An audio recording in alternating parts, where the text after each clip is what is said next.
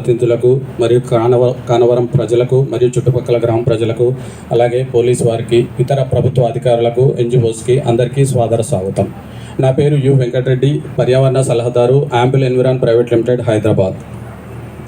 ఇక్కడ VR Agritech private limited వారు తూర్పుగోదావరి జిల్లా రాజానగరం మండలం కానవరం గ్రామంలో ఎల్పి నెంబర్ 4267, 4269, 4273, 4304 మరియు 4314లలో 30.3 ఎకరములలో స్థలంలో ధాన్యం ఆధారిత డిస్టిలరీ ప్లాంట్ ప్రతిపాదించబడారు.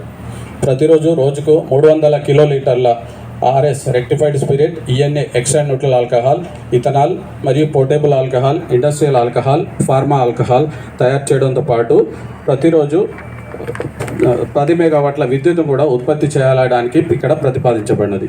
ఈ ప్రతిపాదిత ప్రాజెక్టు కట్టడానికి సుమారుగా 400 కోట్లతో ఇక్కడ ఈ ప్రాజెక్టు నిర్మిస్తారని తెలియజేస్తున్నాను. ఈఏ నోటిఫికేషన్ ఎస్ఓ నెంబర్ 1533 తేదీ 14/9/2026 మరియు ఎప్పటికప్పుడు జారీ చేయబడిన తదుపరి సవరణల నిబంధనల ప్రకారము ప్రజల అభిప్రాయాలను సేకరించడానికి ఈరోజు అంటే 30/6/2026 ఈ ప్రజాభిప్రాయ సేకరణ సమావేశం ఇక్కడ నిర్వహిస్తున్నారు. Messrs VR Agritech private limited వారు ఎంఓఎఫ్ సిసి న్యూఢిల్లీ నుండి పర్యావరణ అనుమతిని పొందడానికి ప్రాథమిక పర్యావరణ అధ్యయనాలు మరియు ప్రభావాల గుర్తింపు మరియు నిర్వహణ చర్యలు చేపట్టేందుకు యాంపిల్ ఎన్విరాన్ ప్రైవేట్ లిమిటెడ్ వారిని సలహాదారుగా నియమించుకున్నారు.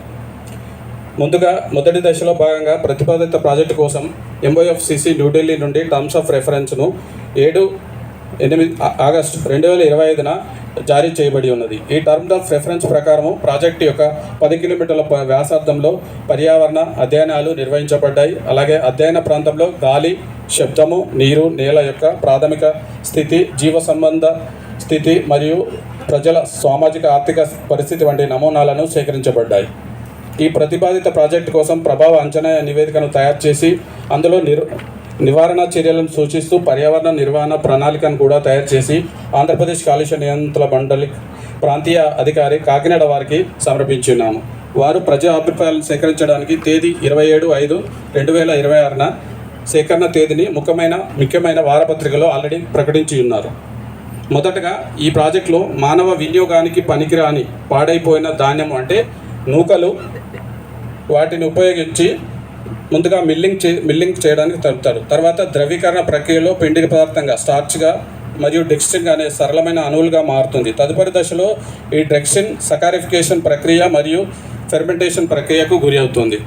తర్వాత rectified spirit, extra neutral alcohol, ethanol, portable alcohol, industrial alcohol, pharma grade alcohol ఈ విధంగా మార్కెట్లో ఉన్న డిమాండ్ని బట్టి ఏది కావాల్సే అది ఉత్పత్తి చేయడానికి ఇక్కడ ప్రతిపాదించున్నాం.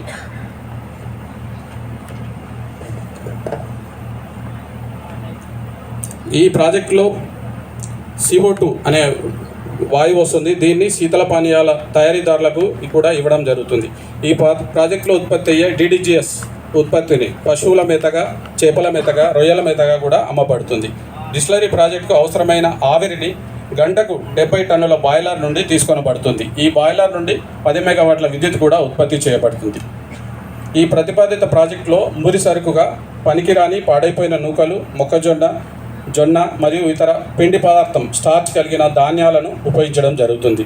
బాయిలర్లో ఇంధనంగా బొగ్గు లేదా బయోమాస్ అగ్రికల్చర్ వేస్ట్ను ఉపయోగించడం జరుగుతుంది. ఈ ప్రాజెక్టులో రోజుకు 1200 కిలోలీటర్ల నీరు అవసరమవుతుంది. దీనిని ప్రాసెస్, కూలింగ్ టవర్ మేకప్ మరియు బాయిలర్ కొరకు డిఎం వాటర్ మరియు కార్బన్ డైఆక్సైడ్ రికవరీ మరియు డిఎం ప్లాంట్ రీజనరేషన్ మరియు ఉద్యోగుల డొమెస్టిక్ అవసరముల కోసం వినియోగించడం జరుగుతుంది. ఈ ప్రాజెక్టు కోసం అవసరమైన నీటిని భూగర్భం నుండి తీసుకొనబడుతుంది. నీటిని తీసుకునే ముందు ఆంధ్రప్రదేశ్ ప్రభుత్వం భూగర్భ జలశాఖ నుండి కూడా అనుమతి తీసుకొనబడుతుంది. ప్రాథమిక సమాచారంని భాగంగా గాలి నాణ్యతను సంబంధించి 10 కిలోమీటర్ల అధ్యయన పరిధిలో 8 స్థానాల్లో గాలి నాణ్యతను మార్చి 2025, మే 2025 వరకు సేకరించబడినది. అధ్యయన ప్రాంతంలో పరిసర గాలి నాణ్యత యొక్క సారాంశము పార్టికులేట్ మ్యాటర్ 39.8 నుంచి 68.6గా మైక్రోగ్రామ్స్ పర్ మీటర్ క్యూబ్గా, అలాగే పార్టికులేట్ మ్యాటర్ 2.5 19.1 నుంచి 35.4 మైక్రోగ్రామ్స్ పర్ మీటర్ క్యూబ్గా, అలాగే నైట్రోజన్ ఆక్సైడ్ 11.3 నుంచి 25.9 మైక్రోగ్రామ్స్ పర్ మీటర్ క్యూబ్గా, అలాగే సల్ఫర్ డయాక్సైడ్ 7.5 నుంచి 19.9 మైక్రోగ్రామ్స్ పర్ మీటర్ క్యూబ్గా, అలాగే CO 0.15 నుంచి 0.66 మిల్లీగ్రామ్ పర్ మీటర్ క్యూబ్గా మరియు ఓజోన్ 1.3 నుంచి 15.7 మైక్రోగ్రామ్స్ పర్ మీటర్ క్యూబ్గా ఉన్నవి.